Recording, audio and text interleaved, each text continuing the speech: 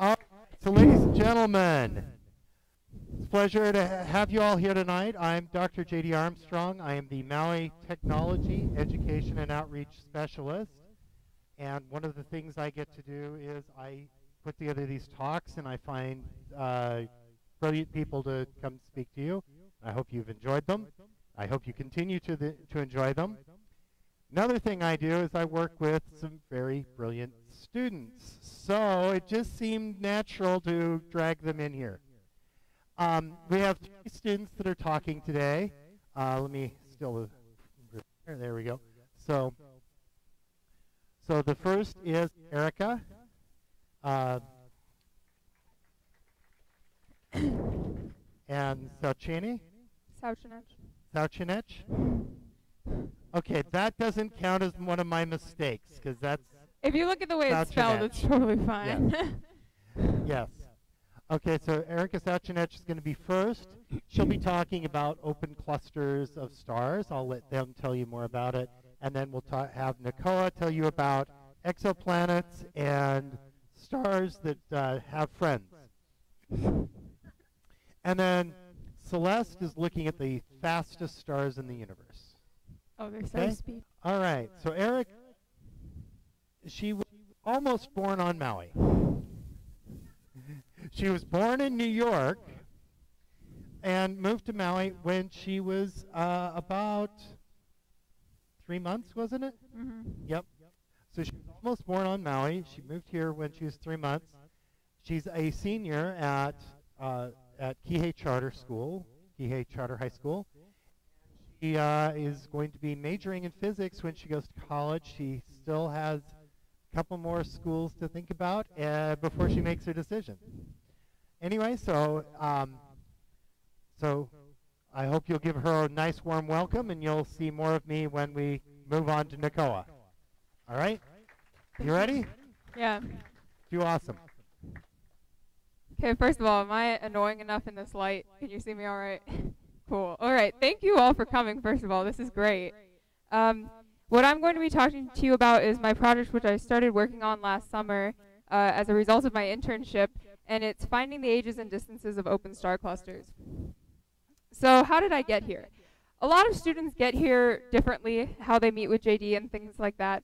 A lot of kids just kind of walk in and they sit themselves in their office and they're like, hey, give me a project. And JD goes, all right, that's really cool. I'll give you a project. And I was not that lucky. I had a harder time getting a project. So what I decided to do is participate in an internship with Maui Economic Development Board and Women in Technology last summer.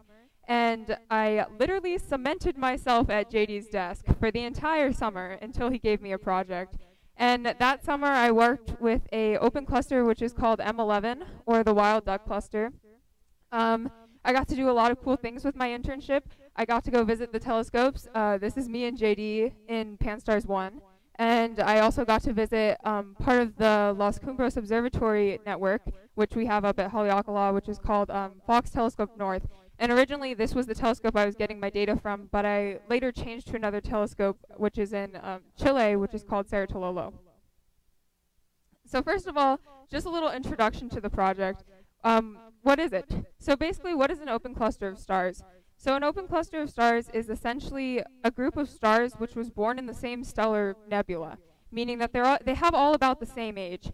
These are a couple examples of open clusters. As you can see, you don't really see a defined shape here. They just kind of look like a loose grouping of stars.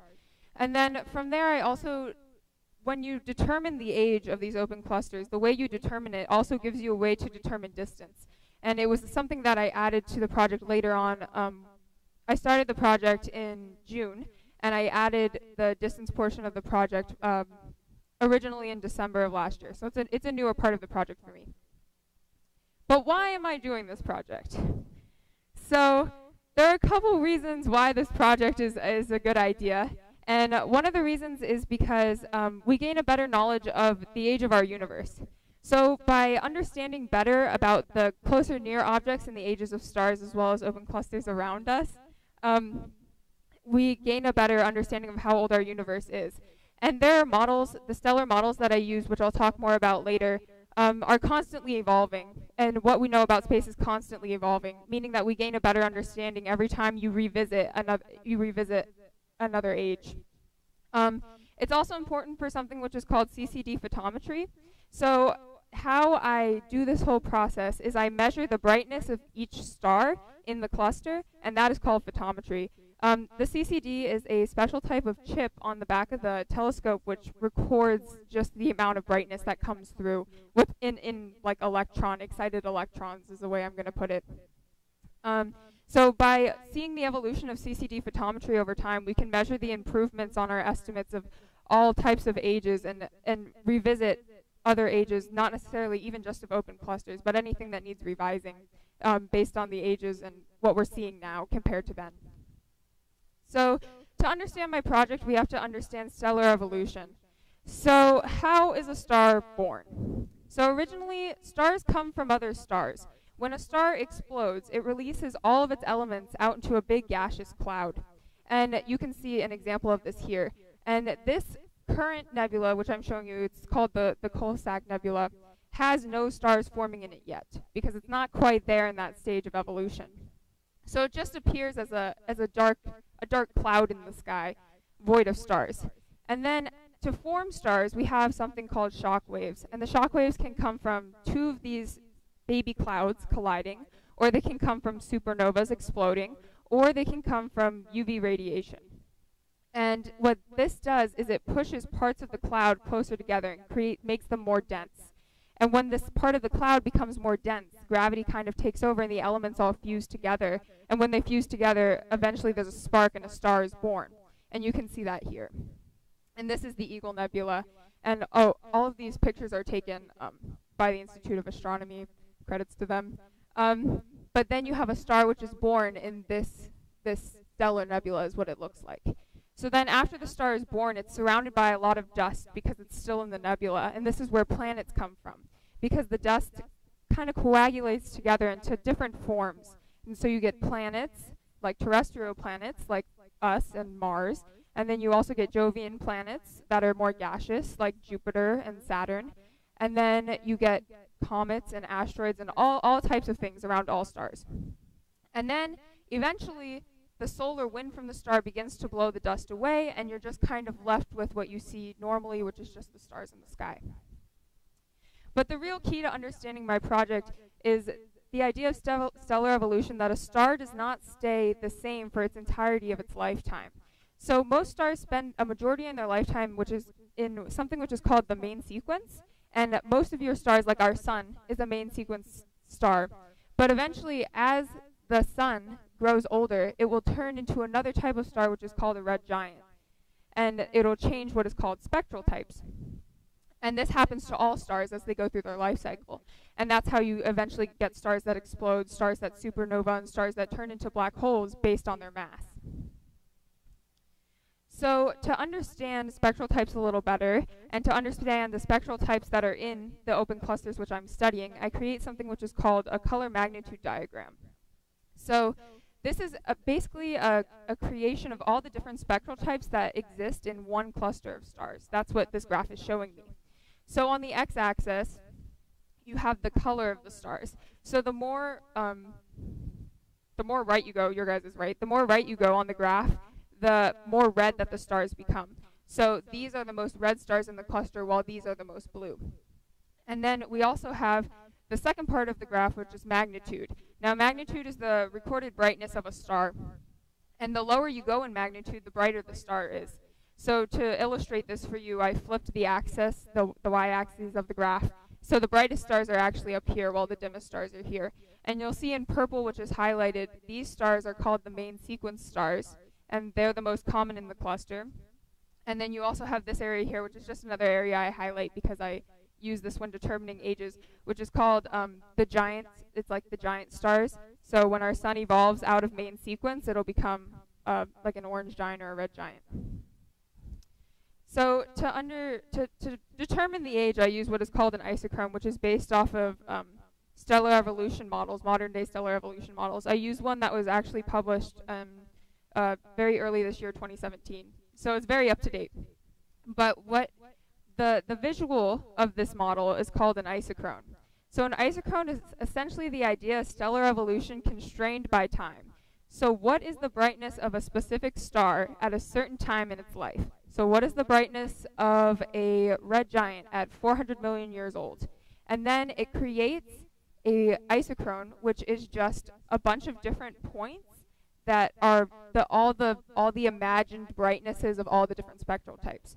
And then what I do is I overlay these on the cluster graphs. So here we have one of the clusters I studied, open clusters I studied, NGC2482. And you probably can't really see how these two fit together right now, and it looks a little confusing. So here we go. When the isochrone is overlaid on the graph, you can see that the curve fits the main sequence a specific way.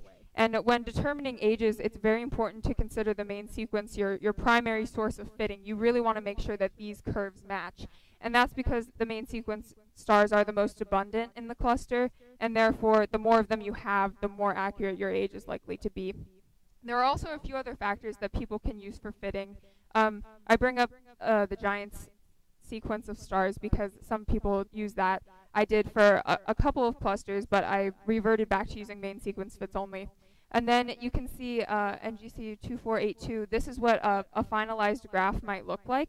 And this is overlaying several different ages of isochrones, so several different ages of clusters, over on the original cluster scatter to see which curve fits the main sequence best. So determining distance is a little bit harder than determining the age. And basically there are two main parts that I want to tell you about. And one of them is an up and down shift, which is called the distance modulus. Now, when magnitudes of the stars that I get here in blue are standardized, they become what's called the distance modulus. And the distance modulus later gets plugged into a formula which outputs the distance in parsecs that the star cluster will be away from Earth. And then there's also a left to right shift, which is called reddening. So there's dust in space everywhere. So the amount of dust that is between me and the cluster, or between us, Earth, and the cluster, causes reddening of all the magnitudes of the stars. So when you put the isochrone on the graph, it doesn't just magically fit over the cluster immediately. That's not what happens. It has to be shifted, and that tells you more about the cluster. You learn more about the cluster from shifting it. So to standardize magnitudes, as I previously mentioned, I use what are called standard stars. So standard stars are observed before and after the target, and there are stars which have had their magnitudes measured extremely precisely, and they're used for, most scientists use them when transforming their magnitudes. And there are several different ways you can transform magnitudes. I'm not really going to go into it. It's really mathematical, probably kind of boring for you guys. But anyway, I observe these before and after the target, and it'll help me standardize my magnitudes. Using these can also give you an idea of the weather conditions during your observations. So if you see a big change in your standard star magnitudes from before and after, you know there's probably a cloud that has passed, and your target observations might have to be retaken. So this is just basically the difference between the unstandardized graph and the standardized graph. So on your left is the unstandardized graph, and you can see that it lies in a different plane than the graph over here does. And that changes how far I would have to shift the isochrone and the direction I would have to shift the isochrone. So by standardizing this measurement, I can better determine distance, and it can be considered accurate that way. So now I'm going to talk a little bit about my current research. As I mentioned before, last summer I worked with a cluster M11, which is very well studied. I haven't quite determined distance for it yet because when I decided I was going to determine distance for all the clusters, the cluster had set, and the cluster has just recently risen again, and I'm in the process of getting data for that. But the age that I estimated was about 350 million years, which is a median age for open clusters. And then I also studied another median age open cluster, which is NGC2482, and this is not as populated as M11, as you can see here. And I estimated the age to be about 400 million years old, and at a distance of 1,905 parsecs. And I also show you the graphs here on how I determine best fit. So for all of these graphs, the green will be the actual best fit, and red and orange. Red will always be a younger age, and orange will always be an older age. So you can see how the isochrone changes based on the age that I input. Then we have NGC 2509. This is an extremely different cluster from the rest of them in the way it's very old.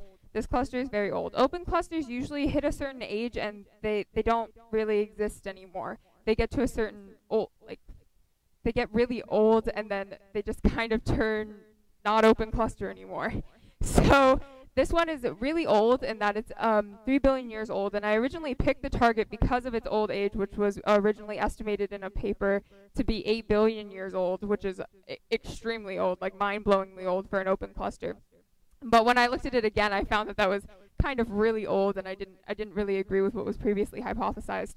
I then found the distance to be about 1,500 parsecs away from us. So these are relatively not that far. Arguably the most interesting of all of my targets is NGC 2483, and this is a target I picked because I read a paper which was published in 1969 arguing that this patch of sky was in fact a cluster because of a type of star which is called BE stars. Now, BE stars are similar to the stars that I were describing in stellar evolution earlier, where they don't quite have that cloud of dust blown away from them yet, therefore they're still forming their planets. These stars appear extremely red as a result because of the dust in front of them. So I then read a paper that was published in 1970 by an alternative author saying that they saw nothing that the original author saw and that this was not determined to be a cluster. And no one's revisited it since. So I decided I would take another look at it, considering CCD photometry has improved so much since 1970. It's been a good while to revisit it again. And I found results conclusive with that of the original paper, and that you can actually see a very strong main sequence. This area here on the graph is what's relative to the BE stars. So when I determined distance, I factored these in to my fits. Another interesting thing about this target is that BE stars have a relative turn-off age where they stop. They essentially stop being BE stars because the dust around them gets blown away. So that turn-off age happens to be 1 million years old, and that is seen in orange here. But when looked at compared to other fits, I would argue that this is the best fit age for this cluster based on my analysis thus far. So it's interesting to see how the BE stars still hang around that age, and it's something that needs to be studied further. And then for determining distance, because a best age was not quite determined yet, I used the age which I found to be the best fit to determine distance, which came out to be about 4,168 parsecs. And this is similar to what was originally published, but because my photometry method is better, it could possibly be more accurate. Do you have any questions? Thank you.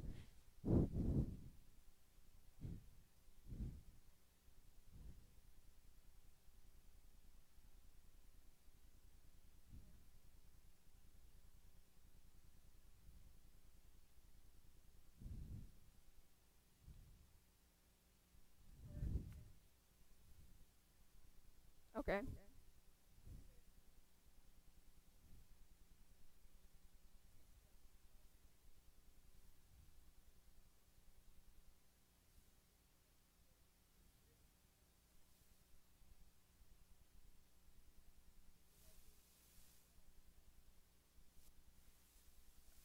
Do you just want to know, do you want me to repeat them? I have to, yeah.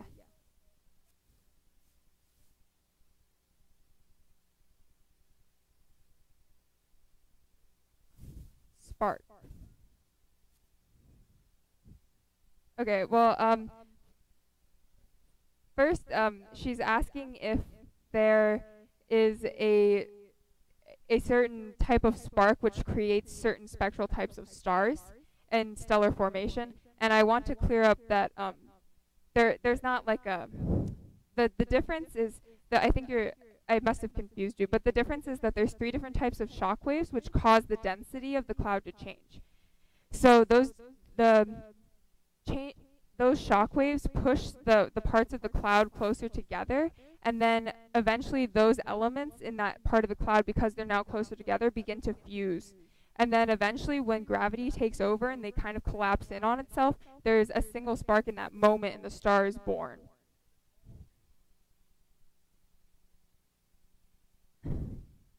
No, okay, let me explain the shock waves a little better then. So she was asking if all stars are radiation. But for the shock waves, there are 3 different types of shock waves which can trigger the density in the cloud to change. The first one is there could be 2 new clouds colliding. And this creates the clouds to be pushed together, the particles to be pushed together. There's also another type, which is encouragement by supernova. So if a star nearby explodes, it creates a shock wave which gets sent out and can rock the cloud, causing the density to change, forming denser areas. The third way is UV radiation. So UV radiation, or waves, if you might be familiar with, are waves which kind of break apart molecules, and therefore when you have, there's an equation, and I wish I could tell you the equation, but when you break apart the molecules and you have more single molecules in an area, well, all of those single molecules building up creates a wave as a result, creating denser parts of the cloud. But all stars are formed in essentially the same way, where when that dense part becomes so dense and gravity takes over and it collapses, then in a single moment it's just born. Does that answer your question?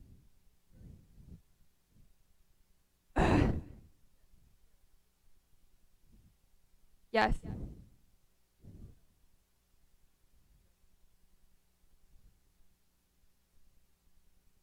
Okay. So an isochrone is essentially, it's all the spectral types of stars are seen here. And that's why it's longer than the graph, because not every graph is going to contain every spectral type of star. So what it essentially is it's like having different magnitudes of spectral types of stars at a certain age. So if a red giant was, say, 300 million years old, and I wanted an isochrone 300 million years old, this area here, the giant section, would reflect a red giant at 300 million years old. So all of the brightness points here correspond to the same age, just of different spectral types of stars.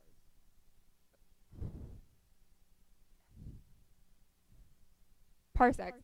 Oh, okay. So parsecs is a unit of measurement. So we have astronomical units, which is a unit of measurement, and then we have parsecs. And parsecs is kind of oh man, what's a way to describe parsecs without going into parallax? Parsecs. Yeah, it's really big. If you want me to give a very vague description, parsecs is quite a large distance measurement. So none of these things are relatively that close to us. It's smaller than light years, if that helps. A parsec is 3.26 light years. So 1 parsec is 3.26 light years.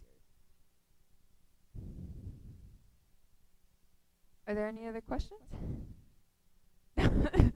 Thank you.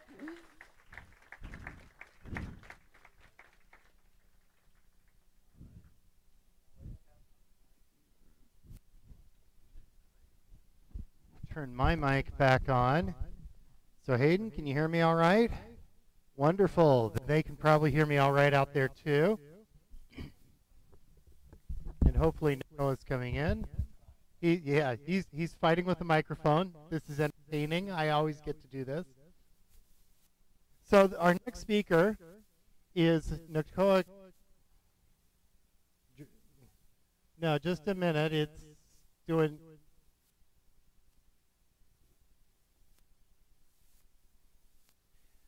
Okay, let's just go back to presentation mode. There we go. Yes, so Nakoa Gerard. He was, now Nakoa, yeah, come on in. Come on in, Nakoa. So Nakoa is continuing the trend of almost born on Maui. Yes. He was born on the Big Island. Close. And he moved to Maui when he was about 1 and has been here since. So he is a senior at Haleakala Waldorf, and he is planning on majoring in aeronautical engineering and maybe minoring in civil engineering. But he says that, well, physics is really cool. And then he looks at me and says, and especially astronomy. Especially very, astronomy. very convincing, isn't he? So this is Nakoa, and Nakoa is going to be talking about exoplanets orbiting binary stars. He's got a little different name from it. All right, let's give him a bit of a welcome while I duck out. And here you go. Most annoying spot. That's pretty annoying. Okay, so this is me as a 1-year-old baby before I took my journey to Maui and started really, school and education and start filling my head with random nonsense. But this is when I had my head in the stars and I really had the world open to me in a spectrum that was uncluttered, I guess, is a word that you could use. And so, yeah, this is me. And so I will be taking you on the adventure of the binary star system and their pet planet. And so basically, a binary star system is 2 stars that orbit each other, and I'll be determining whether a point of light, such as one of these guys, because if I asked you, let's pick a spot. Is that a binary star system? You wouldn't be able to tell me that confidently if you're just looking at that, because you can't really tell because it's just that point of light. So my job, or what I made to be my job, is to be able to determine if that point of light or something that you can't discern is a binary star system, because either if you're using a telescope that is low resolution, or if you're using a high resolution telescope, but you're looking at the edge of its limits, I'll be able to determine if those limits, whether it's a binary star system through my methods. And so this is what you would be looking at. So this is actually a binary star system right there, but you can't tell that. So this is what it looks like with greater resolution. But, sometimes this is all we get. I made it my job when I took my images to use a lower resolution telescope so I could, really test my theory out. Okay, so just to start off, what is a transit? So what is a transiting exoplanet around a binary star system? A transit is an astronomical event that occurs when at least one celestial body appears to move across another face of another celestial body, hiding a small part of it as seen by an observer from a particular vantage point. So that basically is this. So whenever you have a planet or celestial body moving in front of another celestial body, such as a sun, this is a sun, and this is a planet moving across it. Now, yes, planets hook up, because this is not an actual planet. Spoiler alert. So that is a transit in front of a star. And so here is our binary star system. There's 2 stars orbiting each other, and now we put in our little exoplanet orbiting this blue star. And so now I'm going to make it a little more math, because everyone loves math. So basically, I wanted to figure out how I could discern that little point of light from a binary star system. So basically, I wanted to find the total magnitude of these 2 stars together while this planet was not in transit. So this is that formula here, adding the magnitude of this star and adding the magnitude of this star to find the total magnitude. And so then again, I wanted to find the magnitude when it was in transit. So I got the magnitude of this star and the magnitude of this star, but I also factored in the absence of the magnitude when this little exoplanet is in transit.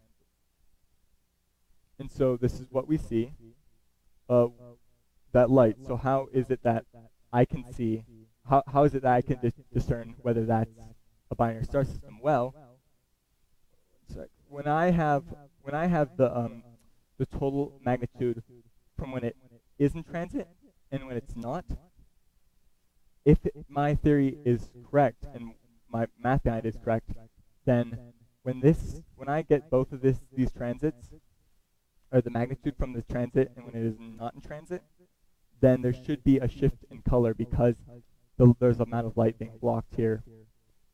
This clicker. There should be since there's amount of blue light being blocked, then now there appears to be more red light. So the overall color will shift. And so this overall color will change.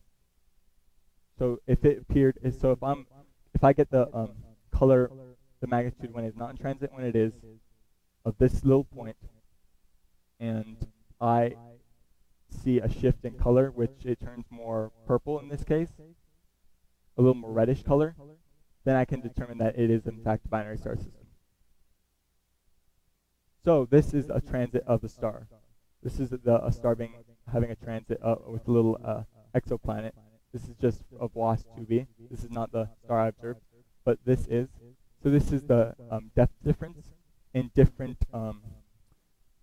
contrasts of color. So this would be blue and green, and this is blue and red, blue and infrared,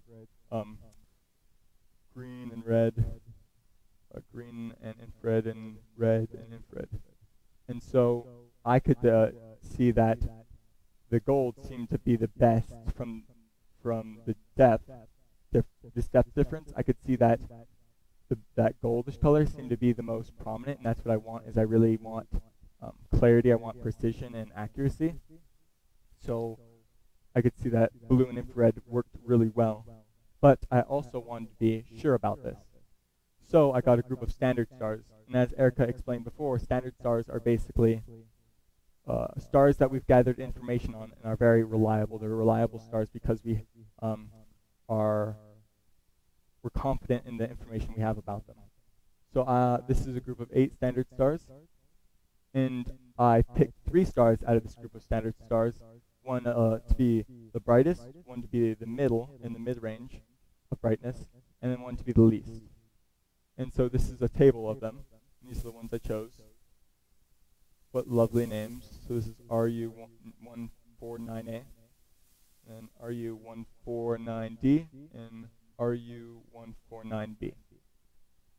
And so basically, this is what I came up with. I came up with a standard deviation over time graphs for each one.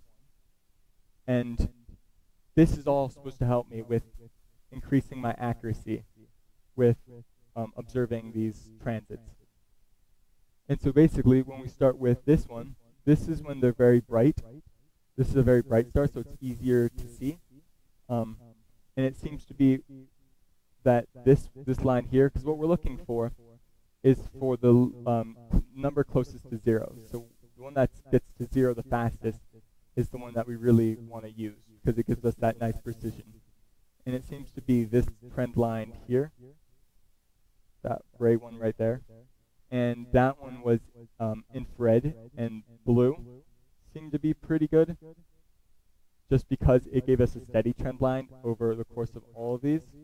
And unlike red seemed to be pretty sharp in the beginning with that bright light, but it got sporadic once it got dimmer, and like it got drastically sporadic.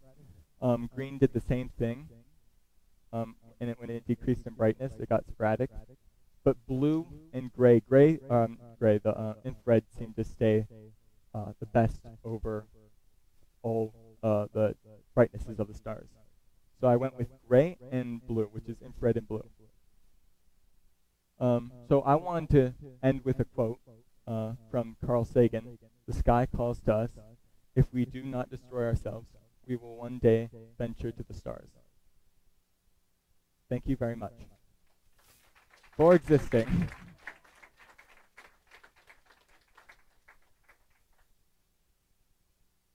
Any questions?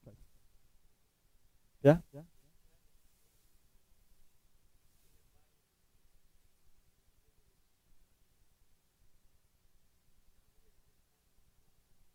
Yes. I mean, it would be very peculiar to see a figure 8 pattern, but it would be possible, just very unlikely.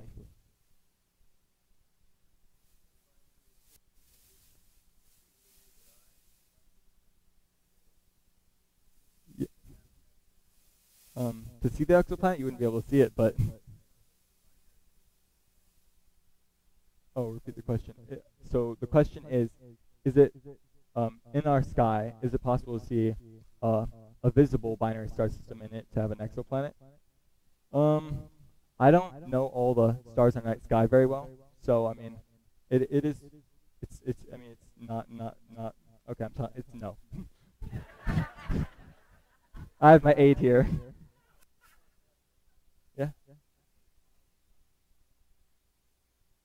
How many systems did I observe? Well, I was testing my theory. This is a theory so far. So I can take this and I can like move it forward and test many other stars with it, but I have not done that yet.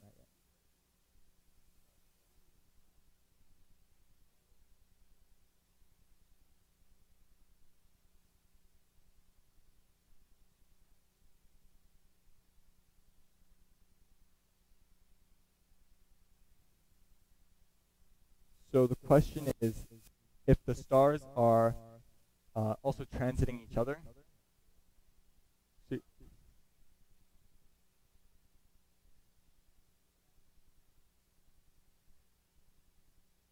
Okay, so the question is, if the stars are also in a transiting with each other from the observer's perspective, would it mess up the measurements?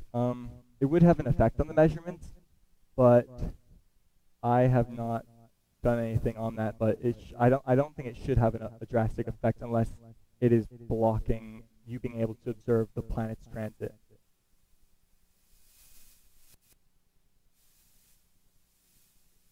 Mm-hmm. Mm-hmm.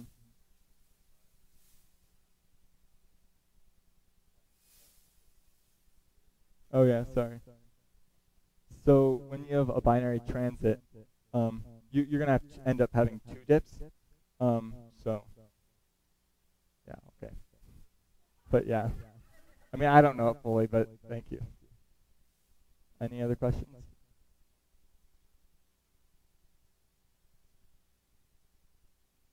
No, you cannot, because you just can't differentiate. You don't know if it's a binary star system, so you wouldn't be able to tell. You just see that point of light shifting in color. Yes? Very common.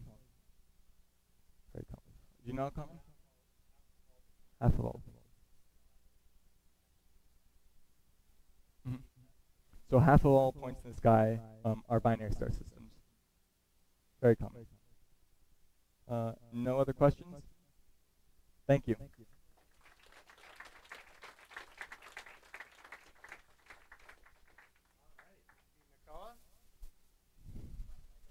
And there we go. Now I'll say thank you, Nakoa. All right. So our next speaker is Celeste Jongeneelen. And I can pronounce her name because I've worked with her for a little bit longer than the rest. I've worked with Celeste for about 7 years now. She was almost born in Maui in the following way. She was born in Holland, and then she came to Maui when she was about 9 months old. So, and she's gone to, I know, the trend of almost born on Maui. All of them really, they grew here, but they also flew here. So, now Celeste is homeschooled, so she follows in the tradition of people such as Reed Barton, Judith Pollack, and Bill Clinton also had some experience in homeschooling, and she's a junior this year. She'll be going to college another year, a little over a year from now, probably going to be majoring in physics. And so we'll give Celeste some applause, bring her in here, and let me adjust the mic just slightly. Okay, is that annoying enough for you? Yeah, very annoying. Oh, good. There's like a little bug. Yeah, good. That's perfect. Okay, so hello everyone. I'm Celeste Jongeneelen, and today I'm presenting the fastest stars in the universe, or at least my research on them. So, to briefly give a summary, hypervelocity stars are a newer discovery in astronomy. And because they are a newer discovery, because they're a new discovery, they're thought to be a part of a more common classification of stars. And so my project is basically trying to see if these stars could actually be part of a different classification. So this is kind of a specific field in astronomy. How did I get there? So as you may have noticed, my name is Celeste, and that is not planned, but it is a really beautiful coincidence because from a young age, I have been very drawn to the night sky. So here I am as a baby, pointing up to the sky as I do. And then as I got older, it was noticed by those around me that I was very interested in science, and that was when I was very fortunate to have a family friend, Dr. Gary Greenberg. You might know him as Sandman. He introduced me to JD and said, hey, you seem to be really passionate about astronomy. Maybe you two could work on a research project. So JD was very patient with little 10-year-old me, asking every single astronomy question I could think of. And as I approached middle school, it was encouraged by JD that I enter a program called HiStar, as well as enter Science Fair. And so HiStar is basically a week-long astronomy program where we get lectures in the morning by lots of professional astronomers. And then throughout the week, we also have a mentor, and we do a quick research project, and at the end of the week, we all present it in front of an audience kind of like this. So I've been attending that program for the last 4 years. As I was doing that, I also started entering my research into science fairs. And science fair has really kind of sparked my passion for research, and particularly in astronomy, because I get to share my research as well as learn research from other people, and it's just a really good experience. And so I've been entering various competitions with various projects for the last 6 years.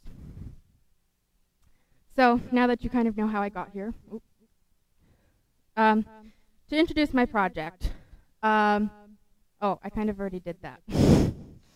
I think this is out of order. This is not the current, it's okay. Anyways, so I was talking about hypervelocity stars, but what are they? They are stars that have much higher than the average star's velocity, and they are thought to originate when you have a unique scenario where a binary star system, so two stars orbiting each other, encounters the supermassive black hole in the center of our galaxy. So at point 1, we see star A and star B, and they're orbiting each other.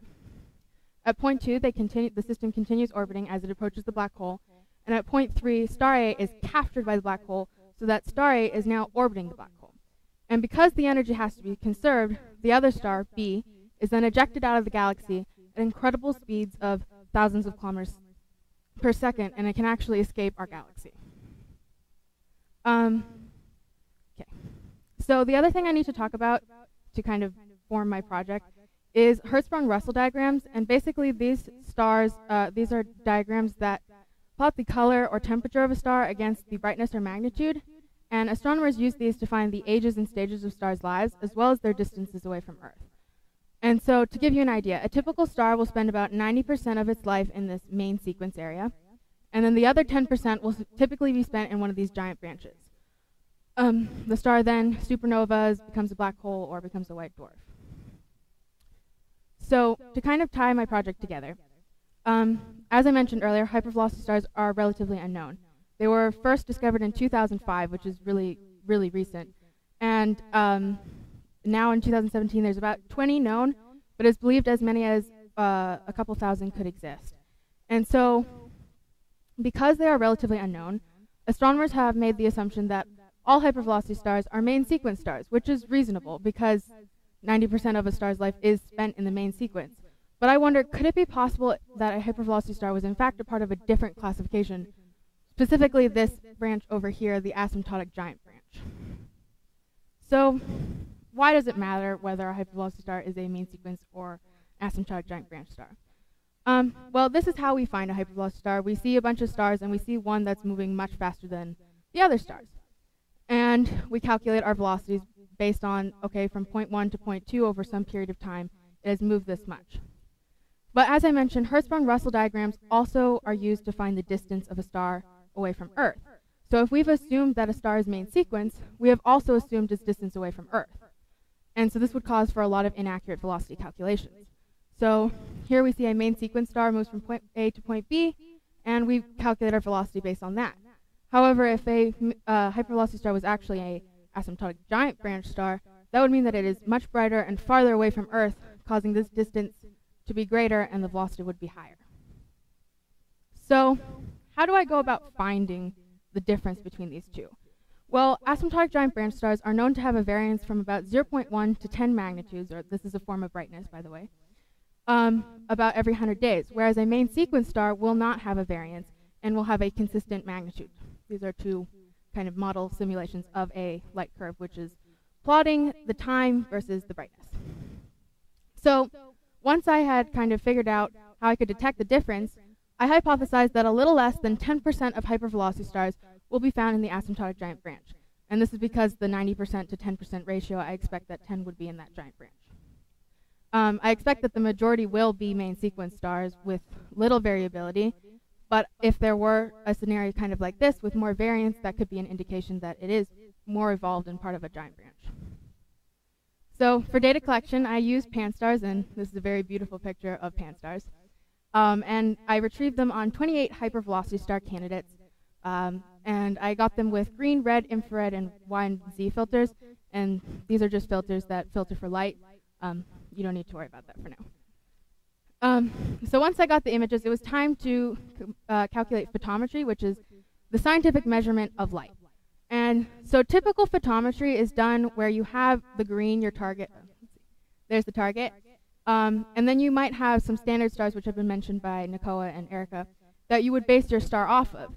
And so I tried going with this method, but what I found is that Panstarrs has these chip gaps due to the CCD, and they basically would sometimes block my targets, which is okay, but then I was looking at eliminating some of my data, and I didn't want to do that. So I figured out an alternative photometry method that would allow me to use the maximum amount of data possible. So I selected a target here, and I knew that the target was in all of my images. So I set it at a standard magnitude of 10. So this is just a number. And then I found different targets in the similar brightness range and similar proximity of this target, and I measured them.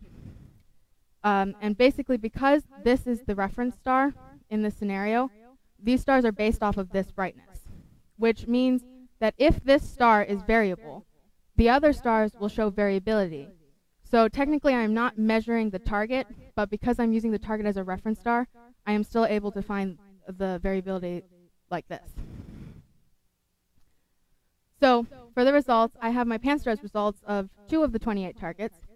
What I found overall is that 27 kind of looked very similar to this, with little to no variability. I mean, there's this, but this might be a photometry error. Whereas this one target, with the fancy name J110208.65 plus 575200.2, actually had a lot more variability. As you can see, these are 2 scale, and this has really got kind of some variability. So once I had found this out, I wanted to get further analysis, and so I used, that's the conclusion, is that 27 out of the 28 had little variability, and most of them were main sequence, but I wanted to further analyze this one, and that is when I went to Atlas. Another telescope which kind of is similar to Panstarrs in a lot of ways, but it's also at a later date, and so that would help me build the database.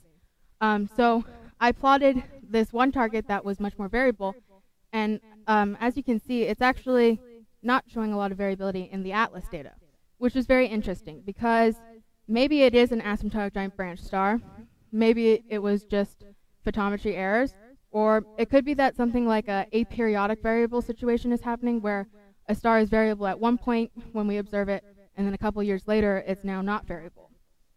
So I'm looking into further analysis, because this is in a way making the star even more interesting. And so I have future plans to get spectra from Falk Telescope North. I've actually received the data, I think it was a couple days ago, and I plan to analyze it soon, because I'm presenting for a national competition at the end of next month. Thank you so much for listening, and does anyone have questions?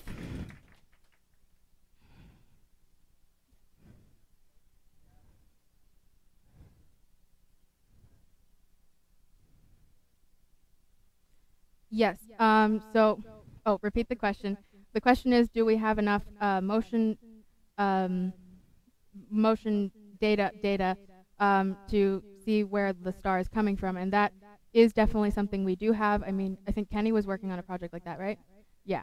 That is something I haven't been working on, but I'm actually working on a new project where I'm trying to find some new candidates, and then that is something I'm trying to actually incorporate right now, but it is possible, yes. Well, they're from the black hole out to the, right? Yeah, in our galaxy. Oh, JD, I said I wasn't going to do this. The question was, are they in our galaxy? And that the ones that we have the data for are, yes, in our galaxy.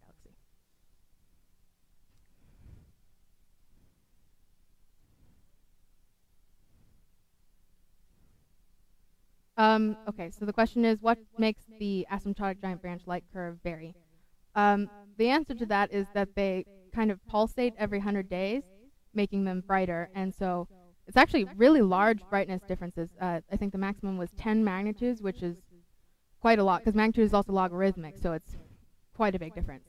But yeah, they pulsate every 100 days or so.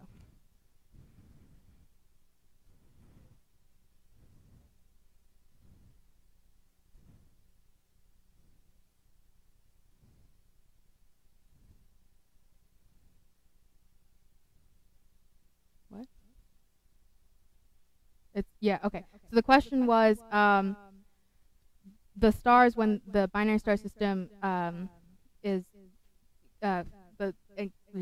okay. When the binary star system encounters the black hole and the other star is ejected, is it due to the energy from the binary system, or is it from the star being captured? And the answer is it's kind of a combination of both. It's both mechanisms working together. Any more questions? Oh, you.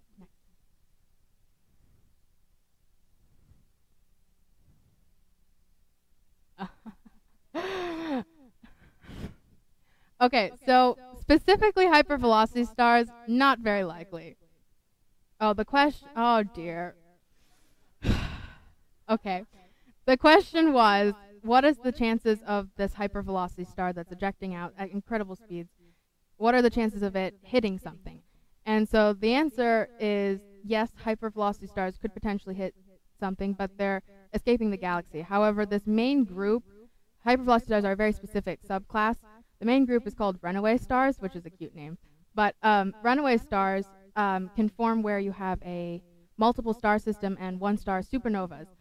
And those are the stars I'm currently researching. And I've actually been kind of looking into it a lot because it's kind of theorized that potentially one of these runaway stars could pass through our Oort cloud, which is this big icy cloud with the comets. And although this isn't like an immediate threat to any of you, don't worry. If a star were to pass through that cloud, it would have a lot of effects. We would have a lot more comets passing, and you know, that's a very interesting thing, but it's very theoretical, and I'm kind of very interested in trying to do more research on that this upcoming project.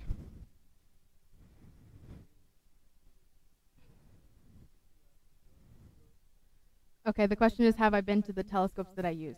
Panstarrs I have seen. I have not been inside. Falks I have been to. This one. And Atlas is, it is, but I haven't seen it. I've just recently started working with Atlas, so I'm just kind of getting used to it.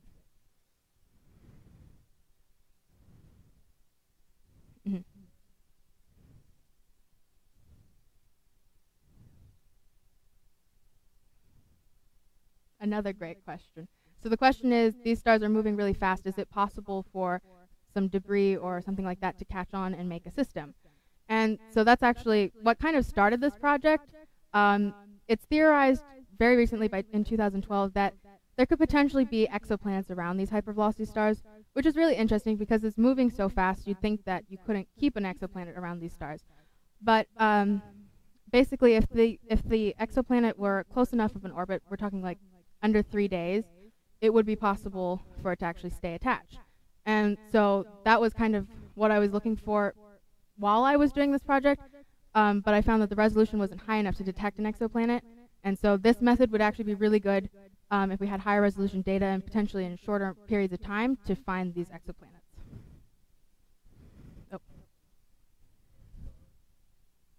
Oh. Which? The sun? We're moving a little bit, but these are moving. Oh, the question. The question. And I thought I was going to do so good, JD. I'm never going to hear the end of this. The question is our sun, or is it known how fast our sun is moving? And the answer is yes. I don't know the exact number, but it's much slower compared to these stars. These stars are really moving. To give an example, I guess 1,000 kilometers per second is about 2.2 million miles per hour. Yeah. Jerry.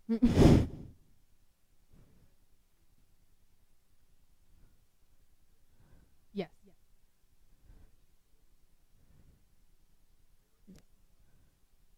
The question is, do we know of any asymptotic giant branch stars, not necessarily hypervelocity stars, to have these exoplanets? And that is a very, very good question, and I hope to look into the answer, but I would assume that yes, we'd have found some with an exoplanet, perhaps? It would, yeah. It would be hard to detect, but I would assume that they might. I mean, a lot of stars have planets. So, it's a very good question. I would really like to keep that one in mind.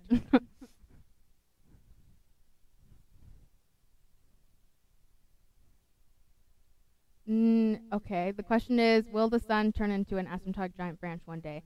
Not an asymptotic giant branch, but one day it will be a giant. I don't know specifically a giant branch. The specifics of an asymptotic is kind of picky. Yes. Yes, it will. The sun will pulsate. That was the question.